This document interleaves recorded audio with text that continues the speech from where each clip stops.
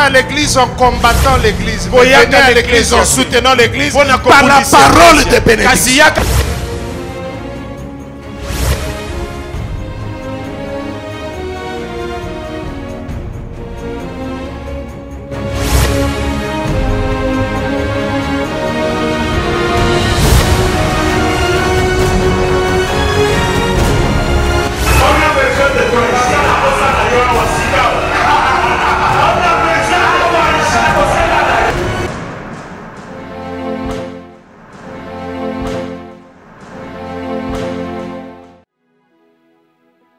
Je demande l'aide et l'assistance du Saint-Esprit pour proclamer la parole simplement, mais saintement.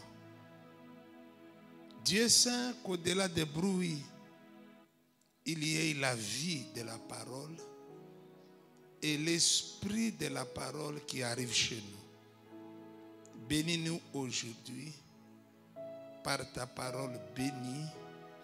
Au nom de Jésus, amen. Restons debout.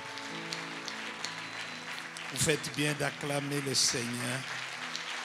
Restons debout pour 3 lectures. 3 lectures. La première lecture, c'est celle qui fonde notre enseignement. Et ce matin, nous parlerons de semences préventives. Quelqu'un dit amen. Les semences comment? Préventives. Ecclésiaste chapitre 11, nous lirons à partir du verset 1er jusqu'au 6e verset. La deuxième lecture sera dans le livre de Luc chapitre 7 à partir du 1er jusqu'au 10e verset. La troisième lecture, ce sera Actes chapitre 9 à partir du 36e verset jusqu'au 42e verset. Acte 9, 36, 42. Luc 7, 1 à 10. Et pour commencer, nous serons donc dans Ecclésiaste, chapitre 11, du 1er au 6e verset. Et je vous rappelle que nous parlons ce matin des semences préventives. Ecclésiaste chapitre 11, versets 1 à 6. Nous allons lire cette référence ensemble. Allons-y. Jette ton pain sur la face des eaux, car avec le temps, tu le retrouveras. Donne-en une part à 7 et même à 8, car tu ne sais pas quel malheur peut arriver sur la terre. Quand les nuages sont pleins de pluie, ils la répandent sur la terre, comme ce matin. Et si un arbre tombe au midi ou au nord, il y reste à la place où il est tombé. Celui qui observe le vent ne sèmera point, et celui qui regarde les nuages ne moissonnera point. Comme tu ne sais pas quel est le chemin du vent, ni comment se forment les eaux dans le ventre de la femme enceinte, tu ne connais pas non plus l'œuvre de Dieu qui fait tout. Dès le matin, sème ta semence, et le soir, ne laisse pas reposer ta main, car tu ne sais point ce qui réussira, ceci ou cela, ou si l'un et l'autre sont également bons. Luc chapitre 7, versets 1 à 10. Allons-y, 3. Après avoir achevé tous ses discours devant le peuple qui l'écoutait, Jésus entra dans Capernaum.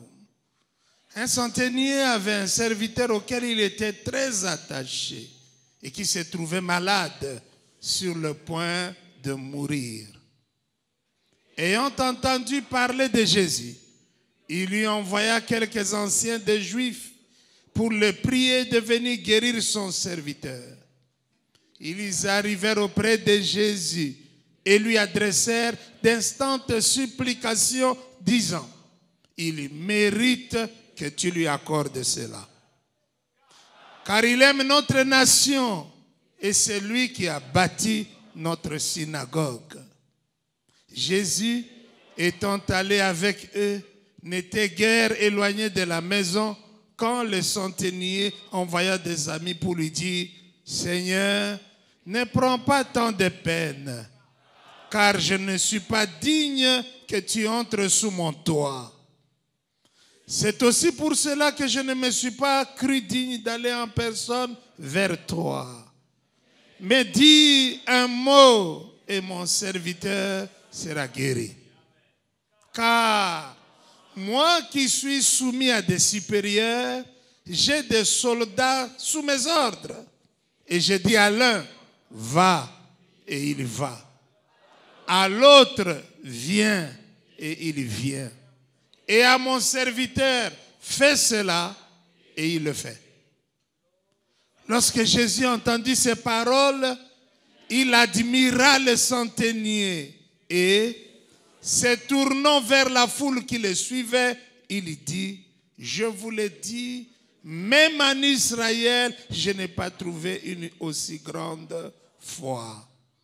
De retour à la maison, les gens envoyés par le centenier trouvèrent guéri le serviteur qui avait été malade. Amen. Dieu soit loué. La dernière, Actes chapitre 9, 36 à 42.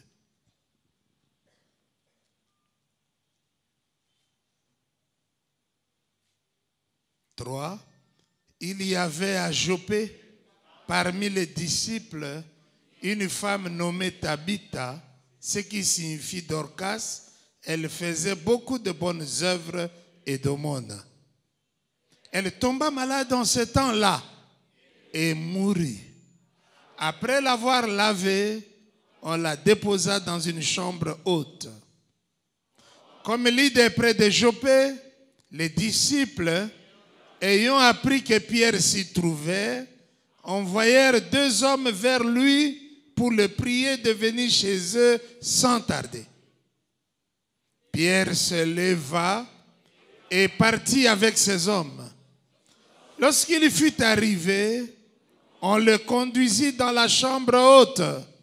Toutes les veuves l'entourèrent en pleurant et lui montrèrent les tuniques et les vêtements que faisait Dorcas pendant qu'elle était avec elle. Pierre fit sortir tout le monde, se mit à genoux et pria. Puis, se tournant vers le corps, il dit, Tabitha, lève-toi. Elle ouvrit les yeux et ayant vu Pierre, elle s'assit. Il lui donna la main et la fit lever. Il appela ensuite les saints et les veuves et la leur présenta vivante.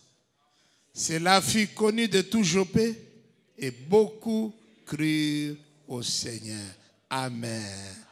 Que Dieu bénisse sa parole et que Dieu nous bénisse. Asseyons-nous. Asseyons-nous.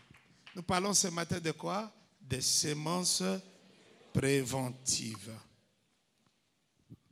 Le jeudi passé, pour ceux qui étaient là, nous avions parlé de semences cycliques, n'est-ce pas? N'est-ce pas? Ok. Bien-aimés, les semences préventives sont des semences qui nous protègent des dangers. Je n'ai pas entendu ton amen. Il y a donc des semences que l'on peut faire, lesquelles semences nous protègent contre toutes sortes de dangers. Ce sont des semences de protection. Ce sont des semences de précaution. Ce sont des semences de prudence. Et pour moi, ce sont des semences de sagesse.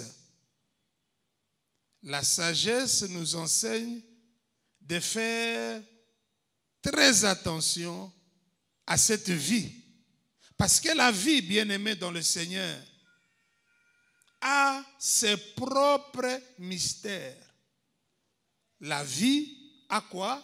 Ses propres mystères. La vie nous réserve énormément de surprises. Et toutes les surprises nous réservées par la vie ne sont pas toujours agréables. La Bible, pour parler de ces dangers, de ces surprises, de ces menaces qui sont dans la vie elle-même, la Bible parle de mauvais jours. En fait, les deux expressions sont utilisées. La Bible parle de mauvais jours et la Bible parle aussi de jours mauvais. Donc, dans la vie d'un homme, dans la vie d'une femme, il y aura de mauvais jours, comme il y aura de jours mauvais. C'est tout comme, c'est la même chose. Le seul problème, nous n'avons pas l'agenda de ce jour mauvais. Le seul problème, et c'est ça le message de ce matin, je ne sais pas. Nous savons qu'il y aura des jours mauvais. Nous savons qu'il y aura des surprises et certaines d'entre elles très mauvaises. Nous savons qu'il y aura des périls, qu'il y aura des dangers. Mais le seul problème, nous ne savons pas quand ces événements vont se produire dans notre vie. La Bible dit, tant que tout va bien pour toi, donne ta part à toi, ta part du pain à 7 à 8 personnes. Pourquoi? Parce que tu ne sais pas. Disons tous ensemble, je ne sais pas. Je vais vous entendre là-dessus. Qu'est-ce que tu ne sais pas? Quel malheur peut arriver sur la terre? Sommes-nous au ciel ou nous sommes encore sur la terre? Et donc sur la terre, c'est que nous ne savons pas. C'est que nous savons qu'il y aura des malheurs. Mais c'est que nous ne savons pas. Quand est-ce que ces malheurs vont s'abattre sur la terre? Ça, je ne le sais pas. Et dans ce message, je vais nous montrer 7 choses que nous ne savons pas, qui peuvent à tout moment venir dans notre vie. Regardez dans la deuxième lecture. Ce centenier romain, un général, un officier militaire, ce qu'il ne savait pas, il ne savait pas qu'il y aurait un jour un grand problème dans sa maison. Mais pendant le jour de sa paix, pendant le jour de sa joie, pendant le jour de sa bénédiction, cet homme a pris son argent à lui tout seul et il a bâti une synagogue pour les Juifs. Quelqu'un dit Amen. C'est écrit dans la Bible, ça veut dire que Dieu lui-même n'a jamais oublié cet acte-là. Et lorsque le malheur frappe à la porte de ces messieurs, il envoie ses amis juifs parler à leurs frères juifs. J'aime ce qu'ils lui disent. Il dit, Seigneur, ce n'est pas une question de prier, d'intercéder ou de parler, non. Cet homme mérite que tu lui accordes ce miracle. Quelqu'un peut-il m'encourager? Pourquoi? Pourquoi? Mais parce qu'il aime notre nation. Et d'ailleurs, il a fait plus qu'aimer. Il a bâti toute une synagogue seul. Il n'a jamais cherché la cotisation de quelqu'un. Que Dieu nous accorde la grâce de bâtir des églises seules. Bien aimé, la cotisation m'ennuie vraiment, ça m'ennuie. Il faut qu'il y ait des Boaz, il faut qu'il y ait des Esther, il faut qu'il y ait des hommes puissants. Quand ils s'élèvent, on finit l'affaire. Je n'ai pas entendu ton amen. Bien aimé, il faut accepter les bonnes choses de Dieu. Et je dis que Dieu peut faire de toi l'homme le plus important de ce pays. Mais pour en arriver là, il faut avoir un objectif, il faut avoir un but. Cet homme a bâti seul, c'est-à-dire il a acheté la terre, c'est-à-dire il a posé les fondations, il a surélevé les murs, il a tout fait seul. Il a orné la maison de Dieu et il a pris les clés, il a donné aux chefs juifs en disant, vous pouvez adorer Dieu là-bas. Et ces gens ont dit, cet homme nous aime. Et cet homme a bâti seul la synagogue. Et lorsque le malheur arrive, oh mon Dieu, il y a des voix autres que les siennes qui s'élèvent et qui disent au Seigneur, non, non, non, non, non, non. Nous, on n'est pas Dieu comme toi. Si ça dépendait de nous, nous, on allait résoudre le problème de cet homme sans prière. Mais à toi, nous te le disons, cet homme mérite que tu lui accordes cela. Bien-aimé, il y a des gens qui ne méritent rien. Ils ne méritent absolument rien. Ils vivent comme ça, ils dépendent de la chance. Ah, peut-être ça va se produire, peut-être ça ne va pas se produire. Mais il y a des gens sages. Quelqu'un dit Amen. Alors qu'ils sont bien, tout va bien, tout marche bien. Ils font des œuvres puissantes pour Dieu en prévision de jours mauvais comme cet homme. Regardez Tabitha. Cette femme, elle est riche. Bien-aimé, être riche, ce n'est pas un péché. Je n'ai pas entendu. Je voudrais dire qu'être pauvre n'est pas une sanctification. Être pauvre, c'est être faible. Et Dieu ordonne que toi, tu sois puissant. Être riche, c'est être puissant. Être riche, c'est avoir la possibilité de choisir. Tu peux choisir le quartier où tu peux habiter. On ne va pas t'imposer un quartier où quand il pleut, tu ne sais plus sortir. Ce n'est pas normal. Quand tu as le choix, tu manges le pondou parce que tu en as besoin. Mais quand tu n'as rien, tu manges exactement comme le chien. Tu manges ce qu'on te présente. Et parfois, tu manges le foufou et le pondou. Le pondou, c'est au-dessus. Le foufou, c'est en bas. Donc, ce n'est pas un développement quelque part. Non, vous êtes logés à la même enseigne. On a otondité. Otondité. D'ailleurs, kotonda, ce n'est pas la vie. Kotonda signifie qu'il y a quelque chose qui ne marche pas dans ta vie. On a tondité. Non, tu ne dois pas kotonda. Bato batonda ka babanga ke lobi biloko ezala te. Mais soko yebi ke lobi kozala kotonda te. Parce que muso kozala. Ozoli a fufu on dirait okokufa. Fufu so na sisi yango te. Na kola mukate. Que Dieu nous délivre de ça. Je dis qu'il nous délivre de ça. Cette femme faisait de bonnes œuvres. Et elle était la vie des veuves. Quelqu'un dit Amen. Les veuves vivaient à cause de cette femme. Elle était l'avenir des orphelins. On peut me donner un Amen. Ces gens étaient fiers à cause de cette femme. Mais elle est morte subitement. Elle ne savait pas qu'elle allait mourir subitement. Quelqu'un dit Amen. Elle ne le savait pas. Quand on meurt, on ne peut plus prier. Et on ne peut plus s'aimer. Mais elle s'aimait préventivement. Elle ne savait pas qu'elle allait mourir si tôt. Elle ne le savait pas. Mais elle portait ses semences à Dieu. À sa mort, pendant qu'elle n'a plus de voix pour parler d'elle-même, ses semences commencent à crier dans la bouche des veuves, dans la bouche des pauvres, dans la bouche des malheureux. Ces bonnes œuvres commencent à parler pour elle. Ces bonnes œuvres commencent à citer son nom devant Dieu. Au fait, ces œuvres disaient, en tout cas, si Dieu est juste, Tabitha ne peut pas mourir. Quelqu'un dit Amen. Si Dieu, c'est injuste que Tabitha meure et que tel frère soit encore vivant. Parce que lui vraiment ne fait jamais rien. Si Dieu avait besoin de tuer quelqu'un, il n'avait qu'à tuer cet homme-là. Mais pourquoi Tabitha?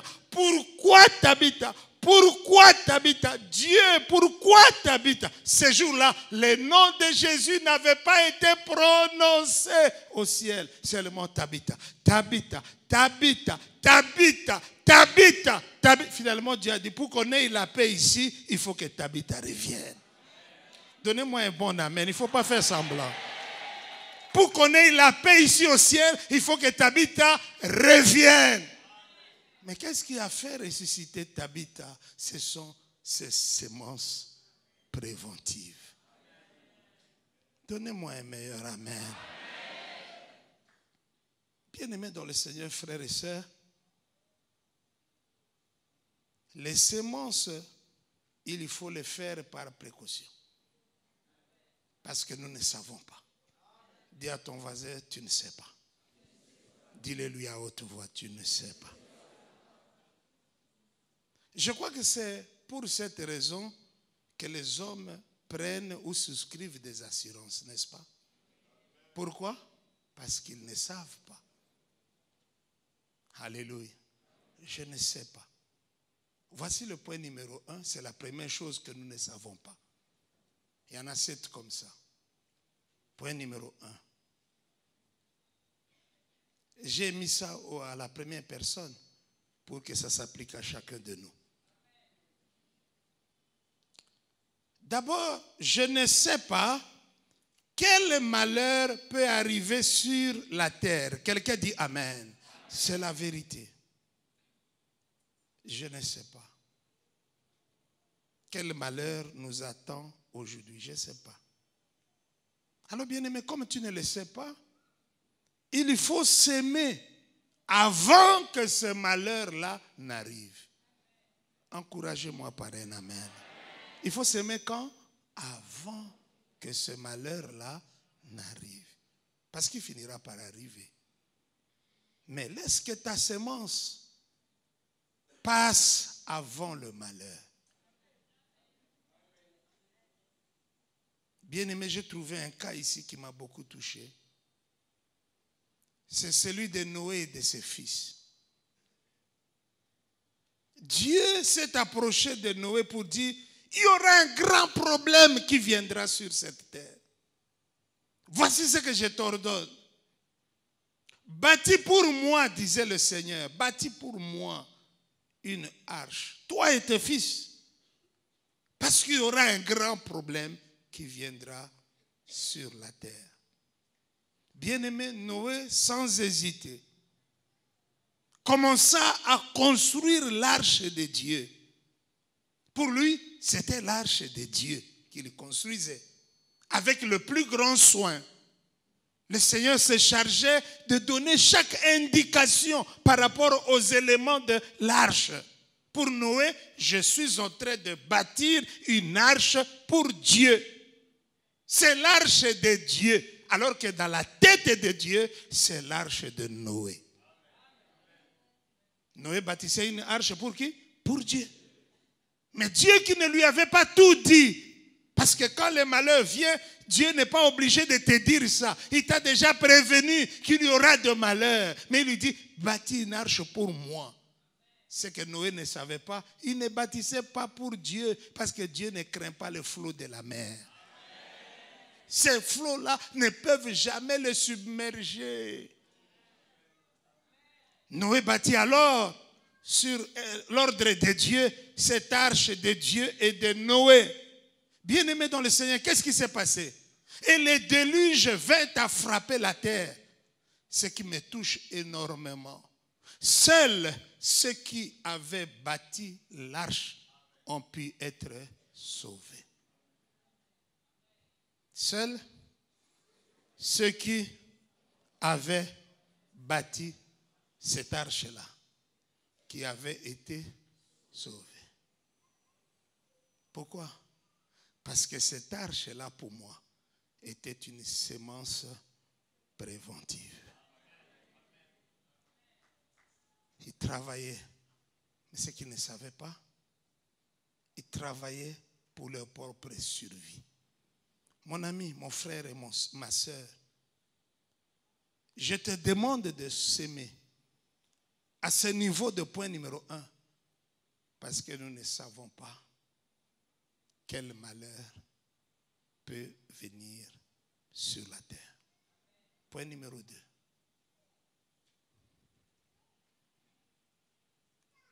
Ce que je dis est tiré de Ecclésiaste 11. Tout ce que nous disons est tiré maintenant d'Ecclésiaste 11. C'est la 7e chose seulement qui sera tirée d'ailleurs. La deuxième chose, je ne sais pas quel est le chemin du vent. La deuxième chose que nous ne savons pas quel est le chemin du vent. C'est dit dans la parole de Dieu. C'est vrai ou c'est faux? Est-ce que le vent existe? Mais nous ne savons pas par où il passera. Je ne connais pas le chemin du vent. Et du coup, j'ai commencé à chercher dans la Bible. Et le vent alors, c'est quoi? J'ai trouvé une référence. Job chapitre 1er, verset 19. S'il y a moyen de l'afficher. Job chapitre 1er, verset 19. C'est quoi le vent au singulier? J'ai trouvé le vent au singulier et les vents au pluriel et les 4 vents. Mais nous ne sommes pas là pour analyser toutes ces expressions. Celle qui nous concerne, c'est celle-ci. Allons-y, lisons ces versets tous ensemble. Et voici, un grand vent est venu de l'autre côté du désert, les 4 coins de la maison. Et elle s'est écroulée sur les jeunes gens. Et ils sont morts. Je me suis échappé moi seul pour t'en apporter la nouvelle. Quelqu'un dit Amen. Nous ne savons pas quel est le chemin du vent. Ces jeunes gens sont les fils de Job. Ils y festoyaient, ils y s'enivraient, ils y s'amusaient, ils étaient contents, ils étaient heureux. Mais le problème était le suivant. Ils ne connaissaient pas quoi? Le chemin du vent. Le témoin ici dit ceci. Un vent, et même un grand vent, est venu de l'autre côté du désert. Et il a frappé contre les 4 coins de la maison. Il y avait beaucoup de maisons à l'endroit.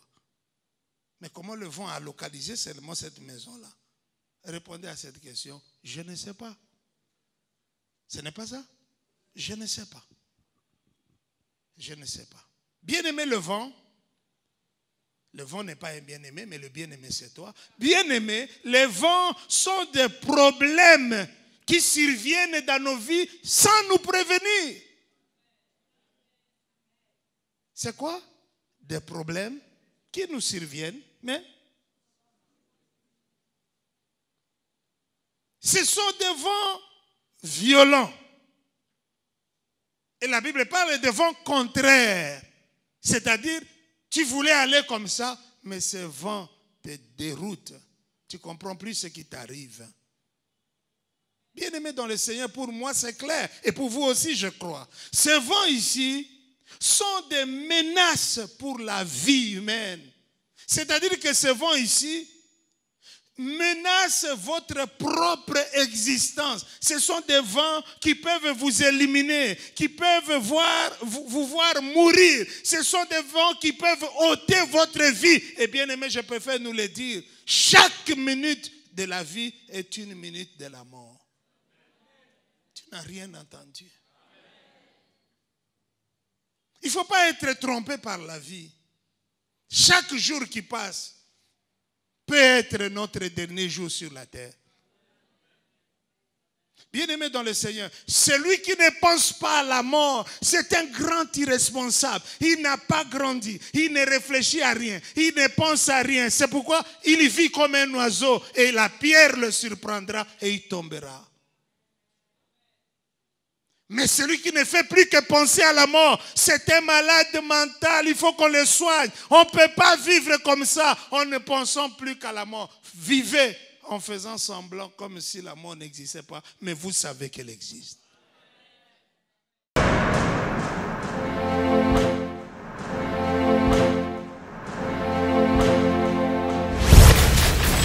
Pourquoi approche-toi, Hosanna, il te fera grâce.